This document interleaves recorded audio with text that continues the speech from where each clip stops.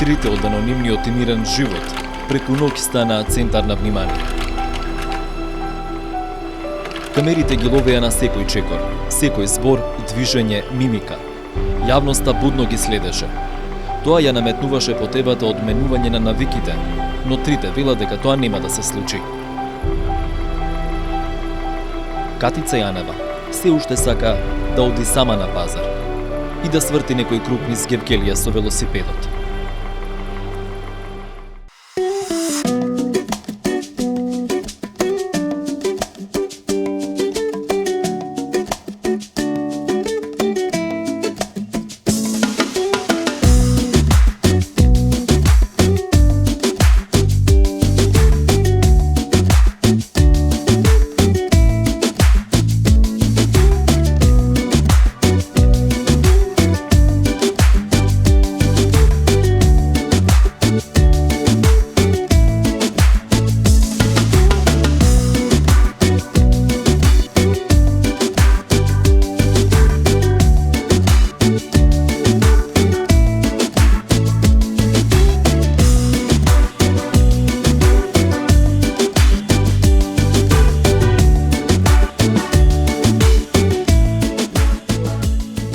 Секој пат ми е задоволство да сретнам луѓе кои ме препознаваат, гледам да бидам со сите иста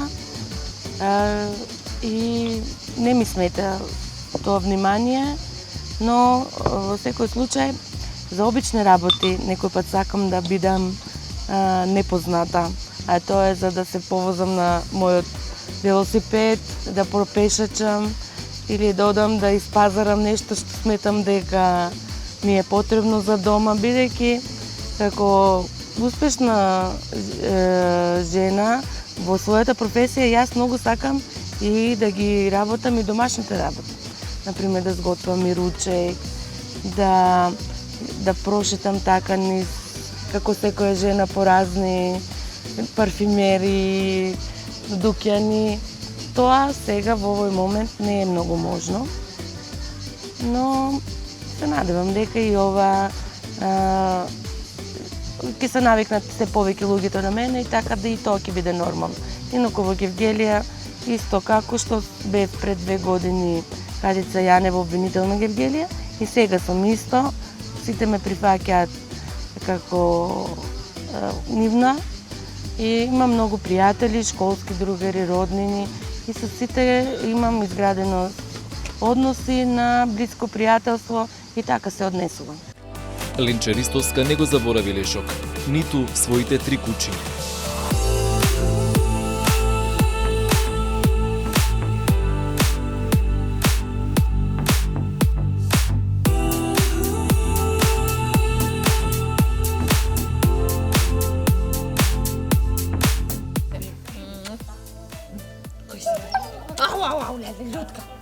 Најчесто слободното време го поминувам тука во Лешок со моето семејство, затоа што климата е идеална и во лето и во зима ми одговара.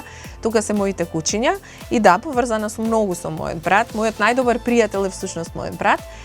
Табла наоѓаме време. Да, сега веќе лето е и тоа ни е редовна, да речам, летна занимација посебно во попладневните часови. Со лубеница и доаѓа и една партија табла сега. Веќе во основно одев на играорна. Еве сум ја. Ова со брат ми, овде во Лешок. Некои фотографии, некоја свадба со моите. И тука имавме голф зелен, тоа беше првото возило што го имавме. Ова за Нова година.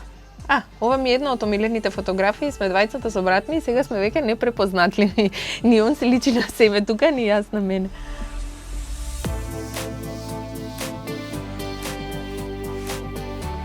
Ова се од факултет, кога дипломирав.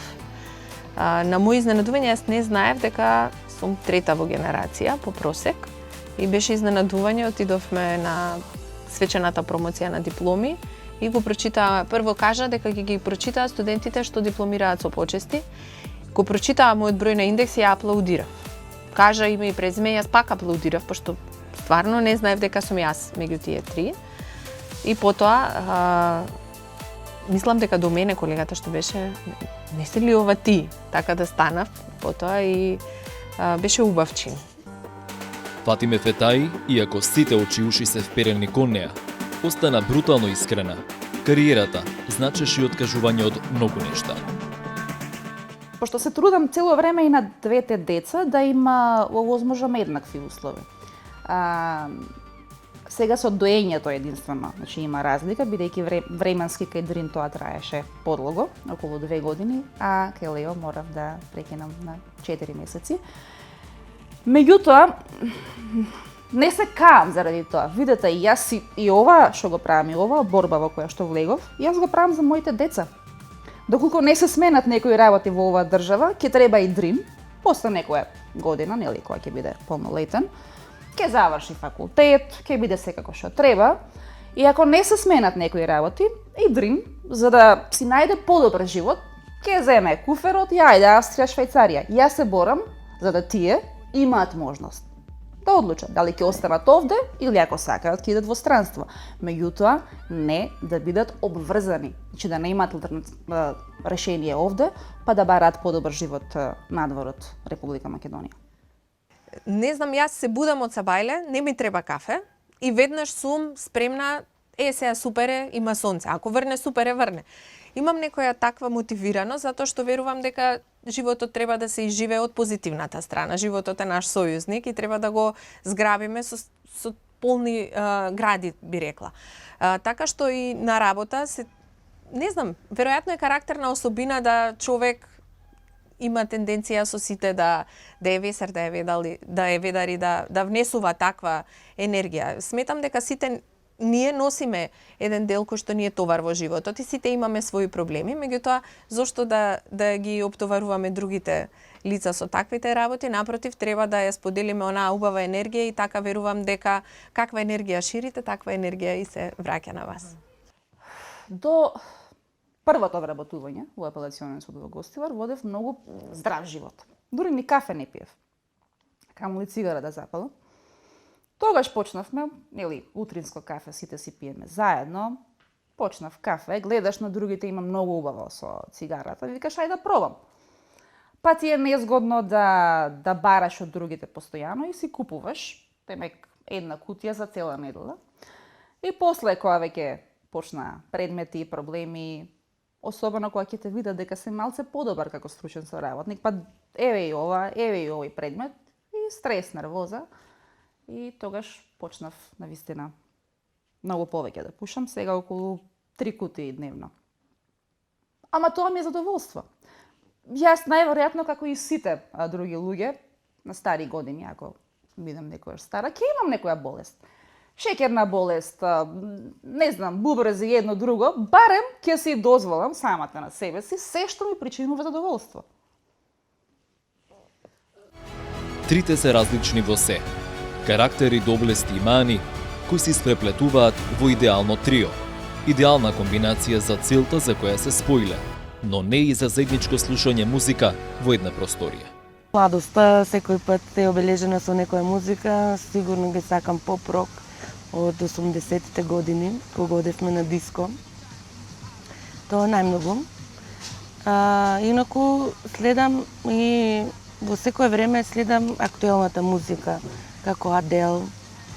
Ја сакам многу, потоа сега се наред овие латинските хитови, ги обожавам. Потоа хрватската музика ја сакам. Македонската забавна музика во секој случај сакам. Джез. Джез музика ме смирува, во кола свири джез, најчесто од времето, така што тоа е таа музика што ја бирам за попат. Значи, зависно од тоа какво ми е расположението. Од турбофолк, иако на многумина тоа малце го кријат или се срама да признаат дека слушаат турбофолк, а највеќе на тоа се палат, особено на некој роден или на некоја прослава, до рок се. Меѓутоа, ако сакаме да одбереме некој јазик, тогаш дефинитивно тоа е српскиот. Значи колку и да ти е забавно кога слушаш странска музика, сепак српското е она што те буди, што се палиш на тоа. Колку и да не сакаат луѓето тоа да си го признаат. И овој одговор нема да ви се допадне. Јас сакам откачени луѓе, пошто таква сум и јас по природа. И сега сакам пејачи кои што кога доаѓаат на концерт, не глумат, не се културни. Ја го сакам Аца Лукас. Не сакам еден, еве кога сме веќе кај српските пејачи, не сакам еден Желко Јоксимовиќ, колку и да ги сакам неговите песни, бидејќи тој глуми нешто културен. Ако си дошол, брат, да ме забавуваш, тоа и треба да го направиш на вистински начин. Така да... Сите три имаат своја лична приказна, со подеми и падови. Големиот успех не ја измени ниту Ленче Ристовска. Остана страста за уметноста. Не се одвојува од фотоапаратот. Најголемо задоволство ми прави театарот, ми прави убав концерт, така што често може да ме забележат луѓето или на театар, или на концерт, или на опера. Тоа се работи кои што навистина ги сакам. Ја сакам уметноста генерално и сметам дека тоа доаѓа можеби заради тоа што и јас чувствувам дека имам одредена креативност која што не можам толку умешно да ја изразам можеби како што можат уметниците и за секоја почите она што тие луѓе го прават и навистина уживам да гледам нешто што е ново и што е свежо. Сметам дека токму тие сфери во општественото живење се клучни, затоа што тие се тие кои што носат една нова мисла, нова идеја. Од една страна и се, би рекла, критика на општеството во кое што живееме и можат наједноставно и на еден најубав начин да ги лоцираат проблемите и да ја подигнат свесноста за сите актуелни прашања. Обожавам исто да читам книги, да, така да и имам повеќе хоби, би рекла, фотографија, кога имам време се разбира. Сакам да правам оригами, тоа ме опушта многу. И доаѓајќи од селска средина, како мала ме научија и да плетам и да хеклам.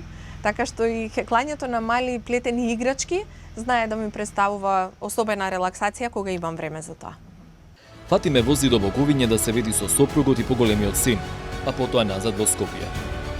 Фатиме Фетаи има големо разбирање од нејзиниот сопруг, со кога е во брак од 17-тата година. Ја поддржува максимално, уште од средношколските денови. Па, ние учевме заедно со него у средна. Дури седевме на иста клуба. Паднав многу убави му беа плавите очи. Стварно, значи, и се заљубив. Си помагавме. Додуша јас му помагав со тестови, со се што беше потребно. Фалиот го цимам.